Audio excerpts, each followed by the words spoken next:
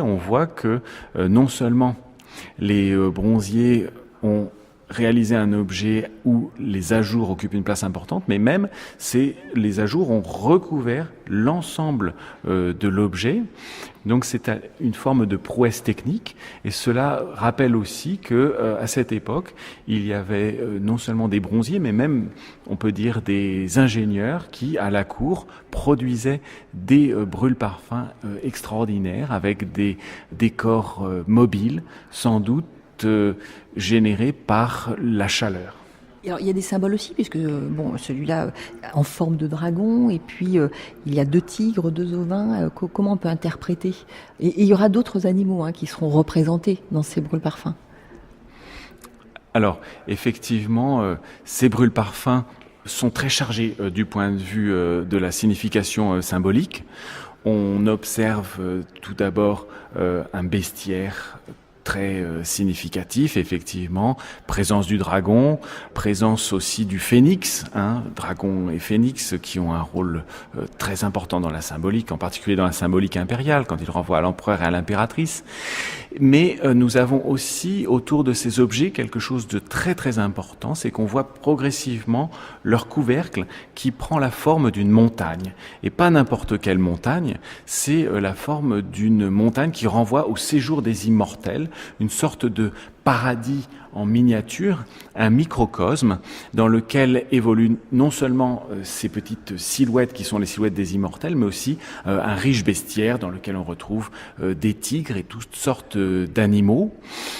Alors là, c'est vraiment quelque chose de très intéressant puisqu'on voit que finalement, ce brûle-parfum, il s'inscrit complètement dans la pensée taoïste de l'au-delà sous les rânes, une période où on recherche précisément à prolonger sa vie par un certain nombre de pratiques, par notamment l'insertion d'un certain nombre de matières, mais aussi par une forme d'ascèse.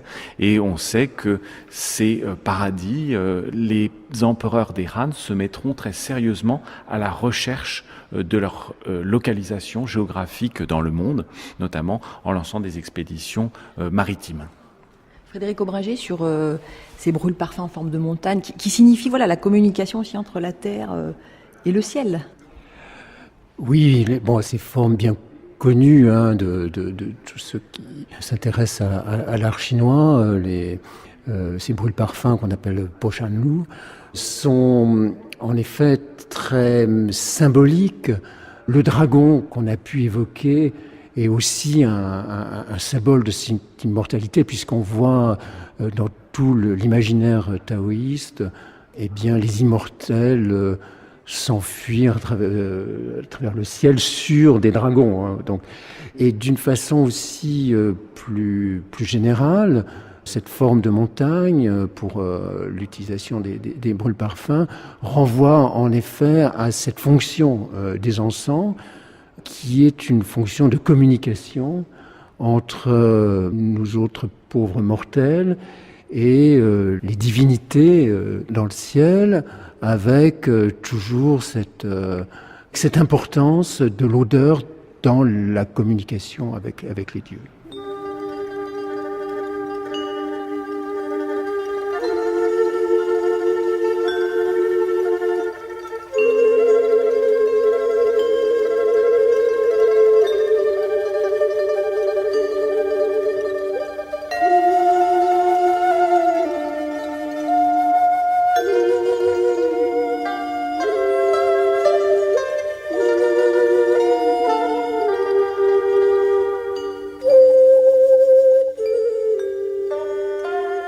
Parce que nous n'avons pas précisé, alors ces brûle-parfums sont dans les temples, dans les lieux de culte, chez les particuliers déjà, Éric Lefebvre? La plupart des brûle-parfums qui sont présentés dans l'exposition, en particulier dans cette première salle, ont une provenance archéologique. Et pour cette époque, l'archéologie funéraire domine. Donc souvent, ces objets, ils sont retrouvés à l'intérieur de tombes, à une époque où la forme de la tombe commence à prendre très clairement l'apparence de la demeure des vivants. Donc effectivement, de ces découvertes funéraires, on peut tirer quelques idées sur la manière dont étaient utilisés ces brûle-parfums.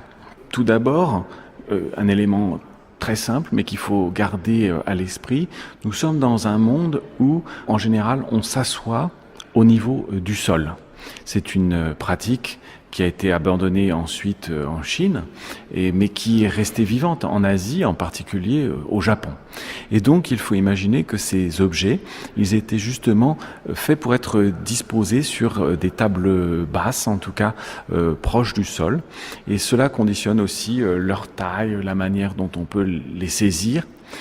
Et on voit aussi qu'effectivement, il y a une forme de diversification à l'époque des Han. C'est une époque où la maîtrise technique amène à réaliser beaucoup d'objets avec des mécanismes. Et donc ici, nous voyons des mécanismes assez simples, notamment des mécanismes à charnière. Et cela compte aussi beaucoup pour la conception de ces brûle-parfums. Et on voit aussi se diversifier leurs formes. Et on sait qu'il ne faut pas imaginer que sous l'époque des Han, l'utilisation de l'encens et des parfums était réservée à un contexte rituel, comme toutes les observations qu'on a pu faire jusqu'à présent peuvent le laisser croire. On a aussi de nombreux témoignages, notamment littéraires, qui nous permettent de nous rendre compte que déjà, le parfum occupait une place très importante dans tous les aspects de la vie quotidienne. Alors, déjà pour purifier l'air, par exemple, l'aspect hygiénique peut-être, Frédéric Aubringer. Oui, on a un exemple très parlant dans le fait qu'on a retrouvé à Ma Wang Tue, enfin dans le Hunan, à la fin des années, au cours des années 1970, des tombes fermées environ autour de 168 avant Jésus-Christ, et on a retrouvé dans ces tombes, auprès d'une princesse, des sacs qui devaient contenir des substances, des parfums. Donc c'était à la fois de toute évidence dans un but d'agrément, mais aussi parce que on a retrouvé au même endroit des manuscrits médicaux. Il y avait tout un aspect d'utilisation de ces parfums, essentiellement pour faire fuir tout ce qui est du domaine des démons auxquels on attribuait l'origine des maladies à l'intérieur du corps.